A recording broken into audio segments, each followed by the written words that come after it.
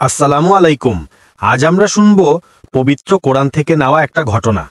সুলাইমান আলাইহসাল্লাম আল্লাহর দানকৃত জ্ঞান ও শক্তি নিয়ে তার বিশাল সেনাবাহিনী সহ অগ্রসর হচ্ছিলেন। মানুষের বাহিনী, জিনদল এবং আকাশে উড়তে থাকা পক্ষীকুল সবাই তার আদেশ অনুযায়ী শৃঙ্খলাবদ্ধভাবে চলছিল। তারা যখন একটি পিপিলিকা অধ্যুষিত এলাকায় পৌঁছালো, তখন এক পিপিলিকা অন্যদের সতর্ক করে বলল, হে পিপিলিকা দল, তোমরা দ্রুত তোমাদের গৃহে প্রবেশ করো, নইলে সুলাইমান ও তার বাহিনী অজান্তেই তোমাদের পিষ্ট করে ফেলবে। পিপিলিকার এ কথা সুলাইমান আলাইহসাল্লাম শুনতে পেলেন আর দাঁড়িয়ে গেলেন। আল্লাহ তাকে জীবজন্তুর ভাষা বোঝার ক্ষমতা দিয়েছিলেন। তিনি মুচকি হাসলেন এবং আল্লাহর অনুগ্রহ স্মরণ করলেন।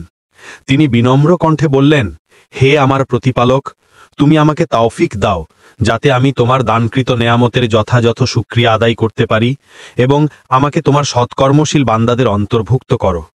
এই ঘটনা শিক্ষা দেয়, নবীরা আল্লাহ মনোনীত বান্দা হয়েও নিরহংকার ছিলেন। হে আমার